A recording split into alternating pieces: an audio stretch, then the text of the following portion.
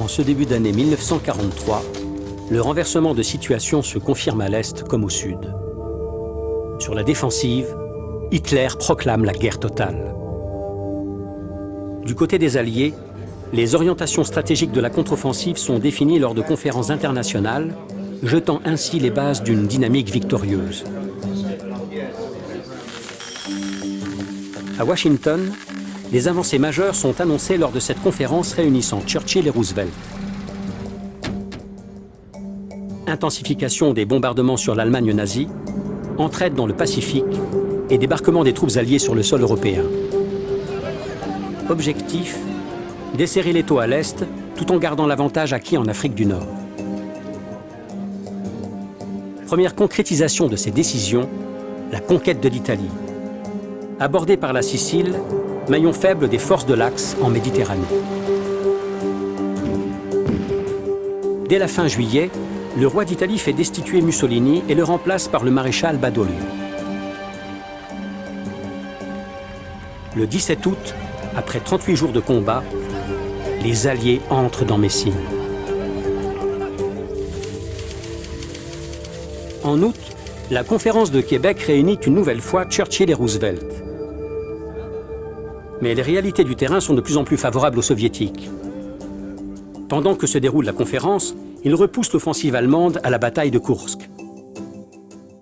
L'ouverture d'un deuxième front à l'ouest devient prioritaire. Lorsqu'en juin 1943, Roosevelt annonce à Staline que le débarquement en Europe n'est prévu que pour le printemps 1944, celui-ci fulmine. À Québec, la stratégie est définitivement établie. Un premier débarquement aura lieu dans le nord de la France, rapidement suivi d'une seconde opération sur les rives de la Méditerranée. Dans l'immédiat, l'avancée en Italie se poursuit. Cette offensive alliée a comme objectif la capitulation rapide et sans condition d'un pays fragilisé. Le 8 septembre 1943, la reddition italienne est annoncée. Le champ est libre pour une opération en Corse. Les patriotes corses se soulèvent. L'île est le premier département français libéré. Elle devient alors une base permettant de faciliter les opérations aériennes alliées en Italie. Face à ce renversement d'alliance et conscients du danger, les Allemands ont remplacé les troupes italiennes et profitent du terrain montagneux pour résister vaillamment aux assauts. Le maréchal Kesselring vient inspecter les défenses de la ville, dont les Anglo-Américains avec des... Les Alliés butent ainsi durant 5 longs mois sur la ligne de défense Gustave.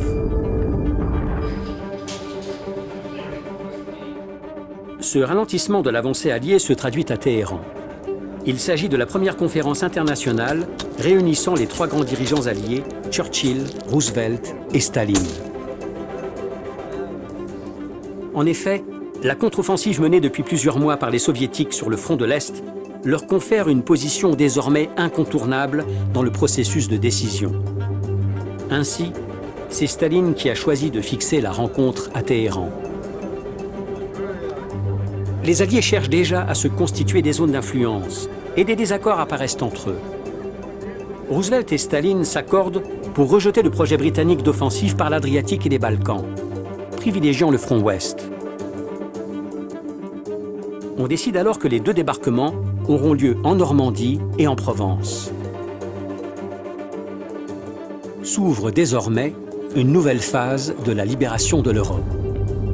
Malgré les divergences de stratégie, Churchill, attaché à la campagne d'Italie, a obtenu que l'on y mène une ultime offensive qui se révélera victorieuse.